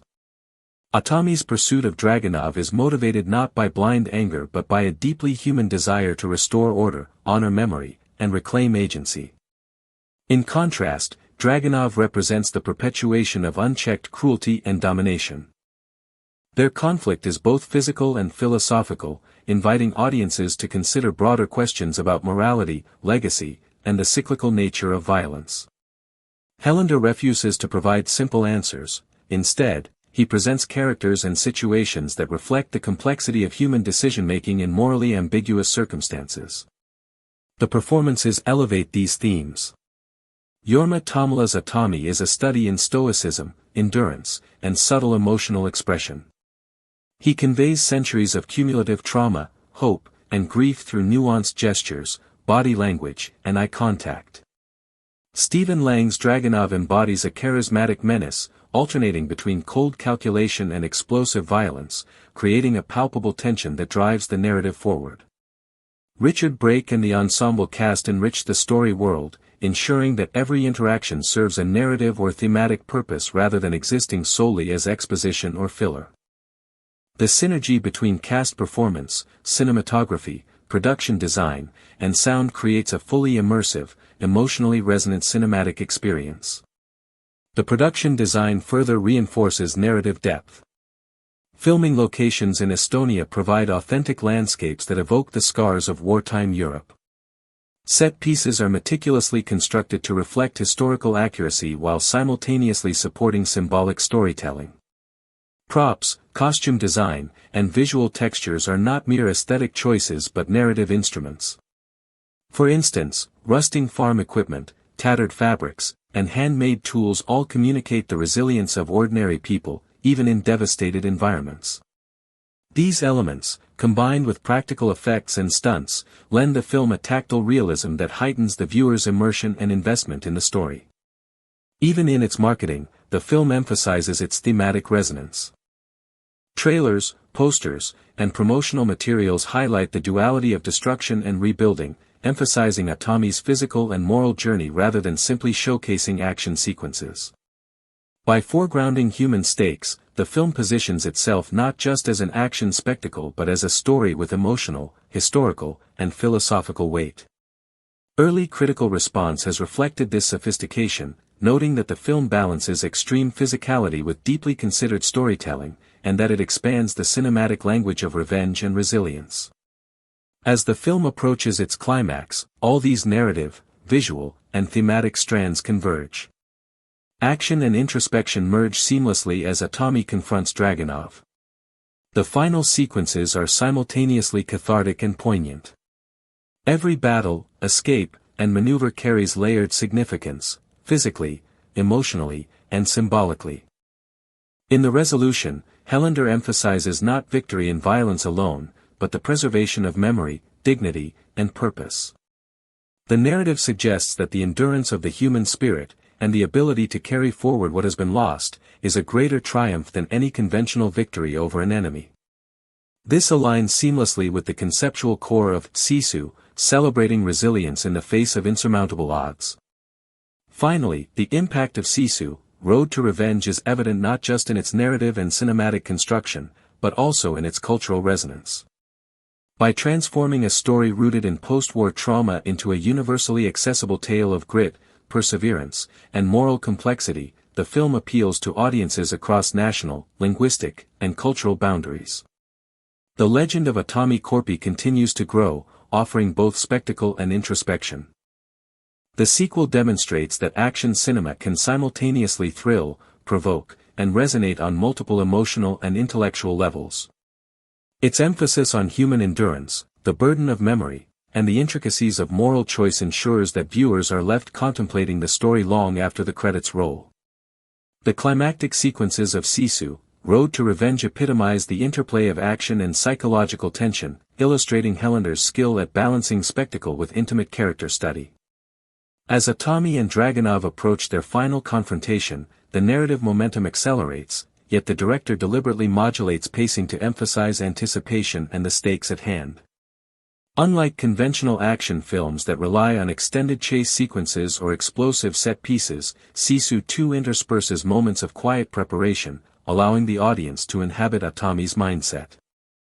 Each breath he takes, each careful movement through snow-laden terrain, signals a deep awareness of the consequences that await him.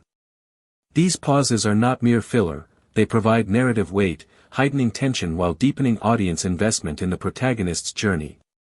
The duel between Atami and Dragunov is as much philosophical as it is physical. Dragunov's ideology, grounded in domination and control, contrasts sharply with Atami's approach, which, though violent, is rooted in personal justice, memory, and a desire to rebuild. The choreography of their combat sequences reflects this contrast. Dragunov's attacks are calculated, rigid, and forceful, whereas Atami's responses are adaptive, resourceful, and instinctual. Each blow carries narrative significance, reflecting not only the physical stakes but the psychological and moral stakes embedded in their conflict. The camera work emphasizes this dynamic, alternating between wide shots that capture the broader environment and close-ups that reveal the emotional intensity on each character's face. This combination allows the audience to experience both the grandeur of the physical struggle and the intimate human stakes that define the story. Beyond the primary conflict, Sisu 2 continues to explore environmental storytelling. Hellander uses landscapes as mirrors of Atami's internal state. Frozen rivers, dense forests, and abandoned villages are not merely settings, they are extensions of the narrative itself. When Atami moves through snowfields that stretch endlessly under a gray sky, the viewer senses both isolation and perseverance. When he encounters ruins of former homes or bombed-out villages, the devastation echoes the losses he has endured. The film's attention to environmental detail, crumbling facades, rusted machinery, scorched earth, imbues each scene with historical and emotional resonance, reminding the audience that war's impact endures long after the battles have ended. Sound design in the final act exemplifies the film's meticulous construction. The crunch of snow beneath boots, the distant echo of gunfire, the snap of timber under stress, and the faint howl of wind through abandoned villages all combine to create an immersive auditory landscape. The score, blending orchestral, percussive, and traditional Finnish elements, underscores the narrative's emotional layers without overwhelming the visuals. Silence is used strategically, punctuating moments of tension or reflection and amplifying the audience's anticipation for forthcoming action. This careful orchestration of sound mirrors the film's broader aesthetic approach. Every element, visual, auditory, performative, is carefully calibrated to serve both story and theme. The thematic richness of Sisu, Road to Revenge lies not only in its exploration of revenge but in its meditation on resilience, memory, and identity. Atami's journey is not merely about eliminating enemies, it is a profound negotiation with trauma and the enduring effects of war. Each act of violence, each survival strategy, each reconstruction of his home, and each encounter with other survivors reflects a broader meditation on the human capacity to endure. The film illustrates that Sisu is not an abstract quality but a lived experience, manifesting as persistence in the face of adversity, moral clarity amid chaos, and a commitment to personal and cultural continuity despite overwhelming odds. This thematic depth elevates Sisu 2 beyond a conventional revenge action film, placing it within the realm of cinematic explorations of human resilience and moral complexity. Production design further enhances these themes. The visual motifs of fire, water, and snow recur throughout the narrative, each symbolically reinforcing key story elements. Fire represents both destruction and renewal, it consumes the old to make way for the new. Water symbolizes transformation, cleansing, and the potential for rebirth. Snow embodies endurance, isolation, and the passage of time. These motifs interact with the narrative at both literal and symbolic levels. For example, a river crossing may serve as a strategic maneuver in an escape sequence while simultaneously symbolizing a transitional phase in Atami's psychological journey. Similarly, the reconstruction of his home is both a practical action and a metaphorical act of reclaiming identity and memory. The performances in the final sequences are equally noteworthy. Jorma Tommela's embodiment of Atami is characterized by controlled intensity, subtle gestural storytelling, and a mastery of physical expression. In the final confrontations, his economy of motion conveys both the cumulative physical toll of his journey and the mental acuity required to outmaneuver Dragunov. Stephen Lang's Dragunov complements this performance, embodying a figure of obsessive authority, rigid ideology, and psychological fragility beneath the veneer of power. Their performances elevate the action, ensuring that physical conflict is imbued with narrative and emotional weight. Richard Brake's secondary antagonist provides additional layers of tension, portraying a figure who represents institutional authority, strategic pressure, and the broader political stakes of post-war Europe. Sisu 2's historical grounding contributes to its immersive quality. By situating the story in the aftermath of World War II, with Soviet influence and occupation as a central backdrop, the film contextualizes personal revenge within larger historical currents. The narrative acknowledges the complexity of Finland's geopolitical position, including the residual tensions of conflict and the precarious balance between survival and autonomy in a shifting political landscape. This context enriches the narrative, lending it gravitas and depth, and reinforcing the stakes of Atami's journey beyond personal loss. Every encounter with Soviet forces, abandoned villages, or civilians is informed by this historical framework, creating a sense of authenticity that enhances both tension and thematic resonance. The sequel's cinematography reinforces its thematic aims. Long tracking shots follow Atami's traversal of snowfields, forests, and ruins, emphasizing both isolation and determination. Low-angle shots accentuate the looming threat of Dragunov's forces, while wide establishing shots situate individual conflicts within the expansive, often harsh, landscape. Close-ups capture subtle expressions, conveying internal conflict, resolve, or grief with remarkable precision. The interplay of natural and artificial lighting enhances the narrative texture. Dawn and dusk convey hope or reflection, while the harsh midday sun accentuates exposure, vulnerability, and the relentlessness of pursuit. Sisu 2 also innovates within the action genre. Unlike conventional revenge films where combat sequences dominate, Helander integrates strategic thinking, environmental interaction, and psychological tactics into each conflict. Atami's intelligence and adaptability are foreground. He uses terrain, weather, and improvised tools to overcome adversaries, emphasizing survival skills and cunning as much as physical prowess. This approach creates layered action sequences, where strategy and context are as important as physical skill.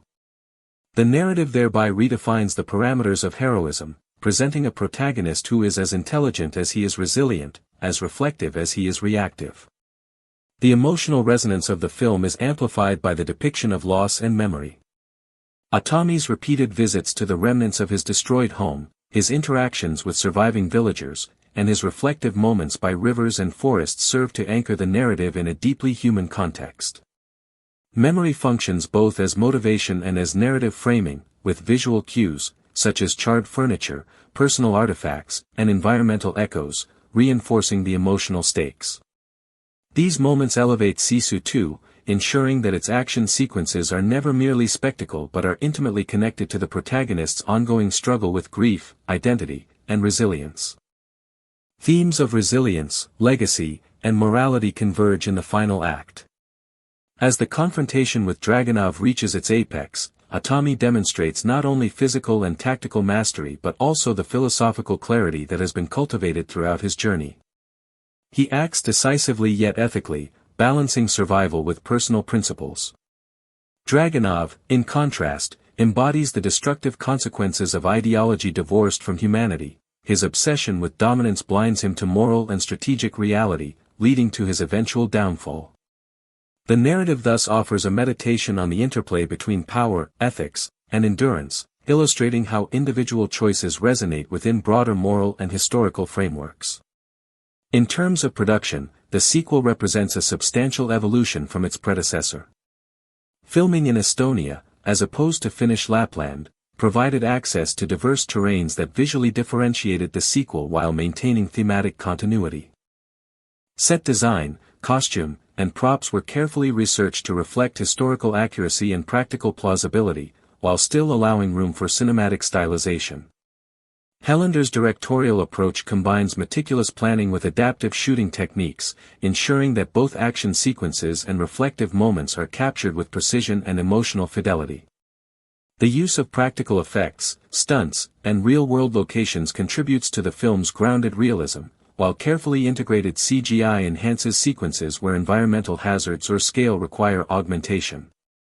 The international reception of Sisu 2 highlights its broad appeal. While rooted in Finnish cultural concepts and historical context, the film's exploration of universal themes, grief, resilience, moral conflict, and the quest for closure, resonates across audiences.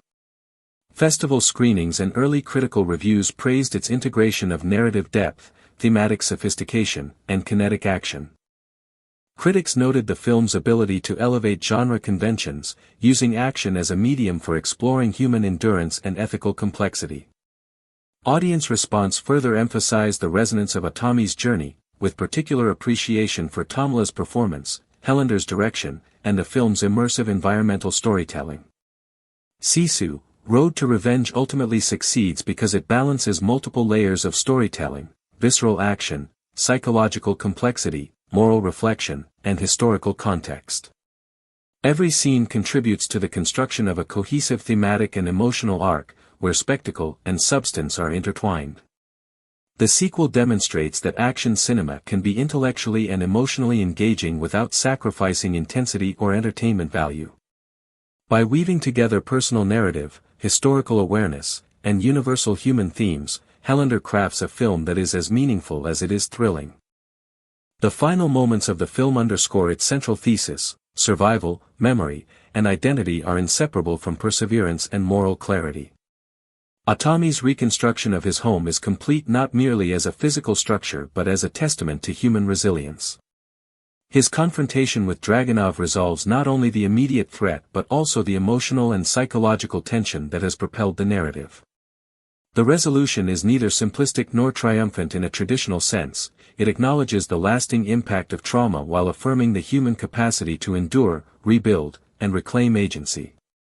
By doing so, Sisu 2 transcends the revenge genre, offering a meditation on the nature of heroism, ethics, and the enduring power of Sisu. The film's impact extends beyond narrative and performance. Its cinematography, production design, sound, score, and choreography work in concert to create an immersive experience that engages multiple senses. Visual motifs, environmental storytelling, and symbolic use of natural elements such as snow, water, and fire reinforce the thematic depth, ensuring that each frame carries meaning. The careful integration of historical context and cultural specificity enhances authenticity, while the focus on character-driven action ensures emotional resonance. Together, these elements form a cinematic experience that is both thrilling and thought-provoking, demonstrating the potential for action cinema to explore profound human truths. In conclusion, Sisu, Road to Revenge is a masterclass in narrative, cinematic, and thematic construction. It builds upon the foundation of the original Sisu while expanding its scope, depth, and complexity. Atami Korpi emerges as a figure of enduring resilience, moral clarity, and profound humanity. The film's exploration of revenge, survival, memory, and identity situates it as a landmark in contemporary action cinema, demonstrating that genre storytelling can be both viscerally exciting and emotionally and philosophically rich. By integrating historical accuracy, cultural specificity, and psychological nuance with breathtaking action and cinematic style, Hellander has created a sequel that is not only a continuation of a story but an immersive meditation on the human condition. One of the film's most striking achievements lies in its treatment of time and pacing. The narrative deliberately slows at crucial emotional junctures, allowing the audience to dwell on Korpi's inner life before plunging back into relentless action. For example, there is a sequence where Korpi pauses at the ruins of a village destroyed by post-war skirmishes. He stands silently amidst the rubble, the camera lingering on broken doors, scattered personal belongings, and the traces of lives interrupted.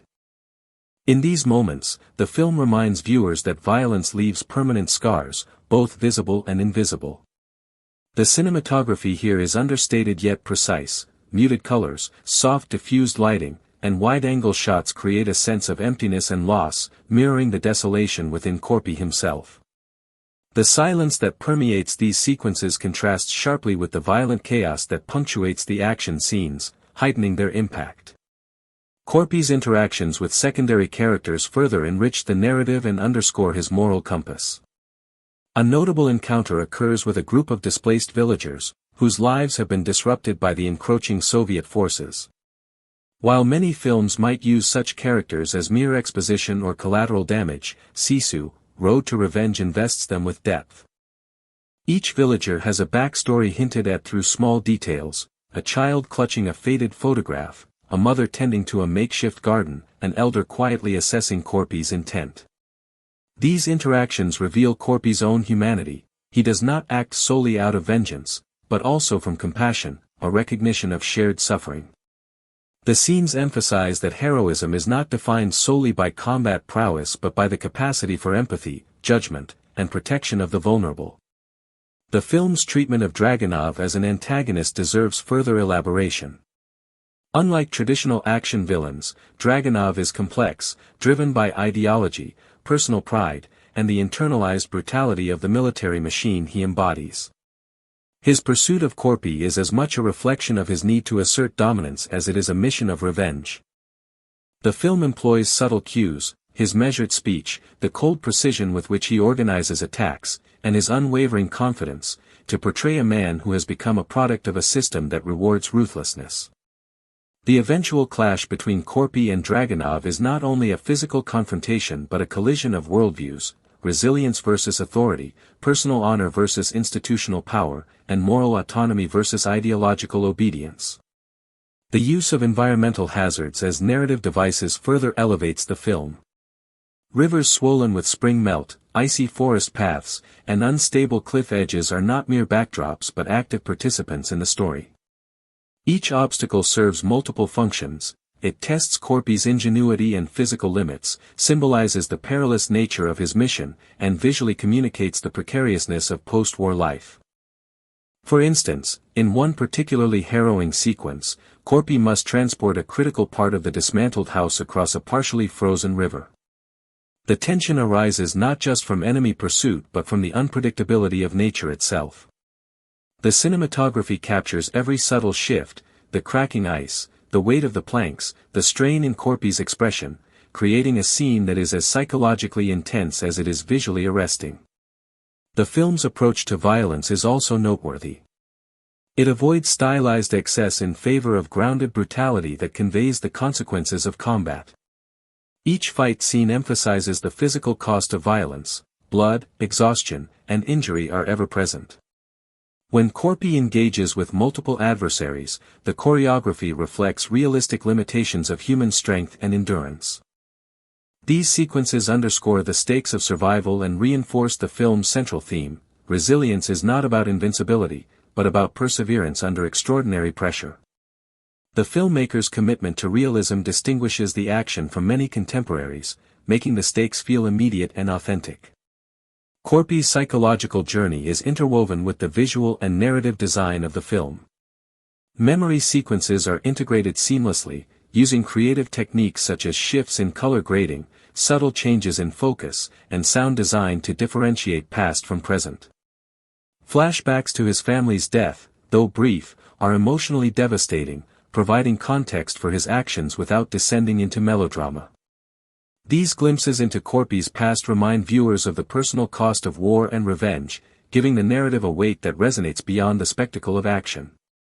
The theme of rebuilding, both literal and metaphorical, runs throughout the film.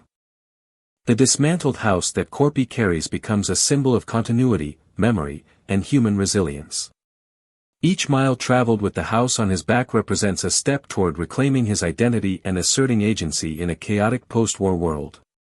The physicality of this journey mirrors his emotional path, reinforcing the narrative's exploration of Sisu, the Finnish concept of steadfast determination. The audience is reminded repeatedly that endurance is not merely survival, it is the will to reconstruct meaning and maintain moral integrity in the face of devastation. In addition to its narrative and thematic depth, the film excels in technical craftsmanship. The cinematography by Mika Orasma employs both wide establishing shots to convey scale and intimate close-ups to capture emotional nuance. Camera movement is deliberate, slow pans and tracking shots heighten suspense, while handheld sequences inject immediacy and realism into action scenes. The film's color palette is carefully calibrated, with desaturated tones dominating battle and travel sequences, while warmer hues punctuate moments of personal reflection and tentative hope. Lighting design emphasizes natural sources wherever possible, reinforcing realism and immersiveness. Night scenes utilize practical light sources, torches, lanterns, campfires, to create tension and mood, while avoiding over-reliance on artificial illumination. Sound design complements the visual storytelling. The crunch of snow beneath Corpy's boots, the howl of wind through abandoned buildings, and the distant echoes of conflict create a rich, layered auditory experience. Action sequences are punctuated not only by gunfire and explosions but by the resonance of footsteps, the snap of breaking wood, and the strain of human effort. This attention to sonic detail enhances immersion and emphasizes the tangible reality of Corpy's struggle. The score, meanwhile, remains understated yet effective, with motifs that reinforce tension, underscore grief, and highlight moments of quiet triumph. Together, sound and music form an inseparable part of the film's emotional landscape. The film also explores broader philosophical questions. Through Corpy's journey, it interrogates the nature of human endurance, moral responsibility, and the ethical dimensions of revenge. What does it mean to seek justice in a world where law and order have been disrupted? How can one honor the past while moving forward? How much suffering is justified in the pursuit of vengeance? These questions are not answered simplistically, instead, the film presents them as inherent tensions that Corpy must navigate. The audience is invited to reflect on the implications of his choices, the cost of survival, and the meaning of resilience in the aftermath of trauma. The sequel builds upon the narrative, aesthetic, and emotional foundation of the original Sisu while expanding its scope and ambition. Where the first film introduced Corpy as a near-mythical figure capable of extraordinary feats, Sisu, Road to Revenge humanizes him without diminishing his legendary qualities. He is shown to be resourceful, compassionate, and morally guided, yet profoundly shaped by loss. This combination of mythic and human elements creates a protagonist who is both larger than life and intimately relatable, a man who embodies physical prowess, psychological resilience, and emotional depth simultaneously. Production insights further illuminate the film's craftsmanship. Filming in Estonia allowed the crew to leverage natural landscapes and period-appropriate architecture, enhancing realism and visual impact. Practical effects dominate, reducing reliance on CGI and grounding the action in tangible physicality. The set design meticulously reconstructs post-war environments, from partially destroyed villages to hidden supply caches and abandoned military installations. Costume design is similarly attentive, reflecting both historical accuracy and narrative function. Corpy's clothing evolves subtly throughout the film, showing wear and tear that mirrors his journey, while enemy forces are depicted with uniforms and insignia that signal authority, threat, and ideological allegiance. The opening sequence of Sisu, Road to Revenge sets the tone immediately, emphasizing laborious struggle, emotional weight, and symbolic resonance before the first bullet is fired. Atami Corpy is shown digging through the ruins of what was once his family home, a process that is simultaneously physical, emotional, and ceremonial. Each plank lifted from the earth evokes a sense of ritual, not mere nostalgia, but a careful reconstruction of memory. The camera lingers on the texture of splintered wood, the grain worn smooth by years of use, and the ashes that cling to his hands. The sunlight, low in the sky, casts long shadows, emphasizing the isolation of Atami against a landscape both scarred and slowly regenerating. This sequence introduces viewers to a core thematic underpinning, rebuilding from destruction. It foreshadows the central visual metaphor of the entire film, where the physical burden of the house on his truck parallels the emotional burden of loss he carries, suggesting that resilience is inseparable from remembrance. Every detail is deliberate, the sweat on his brow, the precise movements of lifting each plank, the faint traces of war in the surrounding landscape, all coalescing to create a tableau that is both cinematic and psychological. The absence of dialogue in these initial minutes allows the audience to inhabit Atami's internal world, engaging empathy before narrative exposition or overt action.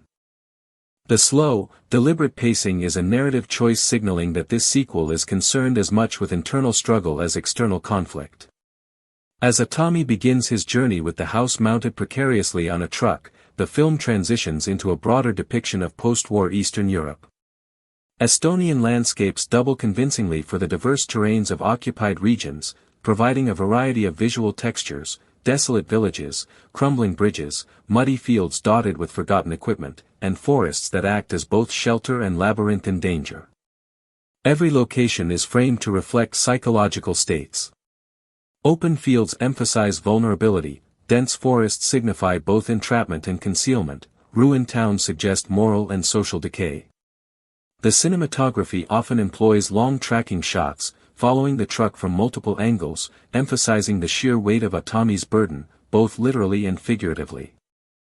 These sequences are not mere travel montages, they serve as visual storytelling devices, emphasizing isolation, endurance, and the constant threat of unseen dangers. Even small obstacles, such as a broken wheel or a muddy incline, carry narrative weight, symbolizing that rebuilding life is neither linear nor easy. Soon, Dragunov enters the narrative, immediately establishing his presence through tension and menace rather than exposition. Stephen Lang's portrayal imbues Dragunov with a psychological intensity, characterized by sudden bursts of cruelty offset by calculated calm. In early scenes, he surveys a war-torn village, interrogates local inhabitants, and coldly eliminates any perceived obstacle. These moments are cinematic in their economy: minimal dialogue, precise body language, and sharp, almost surgical movements convey his nature more effectively than any monologue could. His pursuit of Atami is motivated not by geopolitical strategy, but by personal obsession, a revenge narrative intertwined with historical consequences. The film emphasizes that Dragunov is haunted by his own past failures, and his relentless aggression is as much a manifestation of fear as it is of cruelty. The narrative juxtaposes his obsession with Atami's grief-fueled resilience, establishing a thematic duality: one man driven by destruction, the other by preservation. Secondary characters populate the film in a manner that enhances the world building while reinforcing thematic motifs. Villagers who assist Atami reflect courage and moral choice under threat, while those who betray him highlight opportunism and moral compromise. Children and elderly survivors provide emotional touchstones, embodying the stakes of Atami's journey and amplifying the narrative tension. These interactions are deliberately brief yet powerful, showing how trauma and resilience manifest differently across generations. Even minor characters contribute symbolically: a young boy who helps patch a wheel, a widow hiding supplies from soldiers, a farmer who hesitates before choosing sides.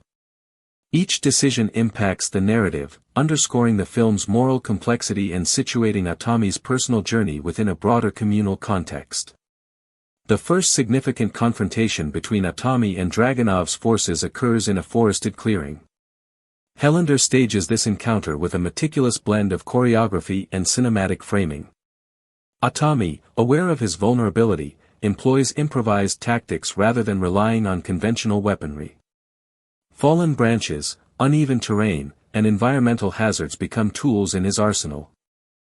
The camera moves fluidly between perspectives. Wide shots convey the spatial dynamics of the fight, long takes emphasize the endurance required, and close-ups reveal the physical and emotional toll of combat. The fight is brutal yet comprehensible, highlighting Atami's ingenuity and resilience. Even in moments of near defeat, his calm, deliberate responses establish a psychological dominance over his opponents. The encounter reinforces the film's thematic layering: violence is not spectacle alone, it is a test of resourcefulness, moral resolve, and physical endurance. Throughout these sequences, Helander employs visual motifs that reinforce the narrative. The recurring image of the house on the truck, visible even during combat, serves as a constant reminder of Atami's motivation. Its physical presence anchors the audience's understanding of stakes, each plank represents memory, each mile traveled signifies determination. Even environmental elements such as rain, mud, and snow are employed symbolically. Rain washes away the detritus of war but also complicates movement, mud slows progress but symbolizes the inescapable weight of the past, snow obscures paths but highlights the clarity of moral direction. These layers of meaning operate concurrently with narrative progression, exemplifying Hellander's attention to multidimensional storytelling. The sequel further distinguishes itself through its handling of pacing. Hellander alternates between introspective sequences and high-octane action, ensuring the audience remains emotionally invested while sustaining tension. Quiet moments, Atami resting beside a river, adjusting a plank on his truck, observing the devastation around him, provide breathing space and allow reflection on loss, perseverance, and moral choice. Contrastingly, action sequences are rapid, meticulously choreographed, and visually arresting, balancing kinetic energy with narrative clarity. This rhythm mirrors Atami's internal experience, periods of strategic patience punctuated by bursts of necessary violence. The editing choices amplify this duality, combining steady tracking shots for introspection and rapid cuts for combat without sacrificing comprehension or emotional impact. Dialogues, though sparse, are carefully constructed to convey depth and subtext. Atami rarely speaks, but when he does, each word carries weight, revealing internal thought, moral conviction, or strategic calculation. Dragunov's speech, by contrast, is often terse, coldly manipulative, or threatening, designed to provoke reactions and assert dominance. Supporting characters provide narrative exposition and emotional contrast, but never overwhelm the viewer with redundant information. The economy of language reinforces the film's thematic focus on action, endurance, and psychological tension, ensuring that every spoken word contributes meaningfully to character development or plot advancement. The film's production design deserves particular attention. Hellander and his team meticulously reconstructed war-torn environments using a combination of location shooting and practical sets. Abandoned villages were enhanced with rubble, damaged facades, and period-accurate props, creating a tangible sense of history. Interiors, whether the remnants of a burned home or commandeered military outposts, are densely detailed, conveying both narrative and symbolic information. Costume design reinforces character arcs. Atami's utilitarian clothing reflects practicality and resilience, while Dragunov's militaristic attire conveys authority, precision, and menace. Minor characters' clothing and accoutrements subtly indicate socio-economic status, regional identity, and personal loss. These visual elements function as narrative shorthand, allowing audiences to immediately contextualize characters within the story world. As the film progresses, thematic complexity intensifies. Atami's journey increasingly intersects with moral and existential questions. Encounters with civilians challenge his utilitarian focus on revenge, forcing him to weigh the preservation of life against immediate tactical advantage. His decisions reveal a commitment to principles beyond personal vengeance, underscoring the ethical dimension of resilience. In contrast, Dragunov's actions continue to exemplify the corrosive effects of obsession and unchecked power. The escalating tension between these moral paradigms transforms the film from a simple action narrative into a meditation on the consequences of violence, the ethics of survival, and the human capacity for both destruction and compassion.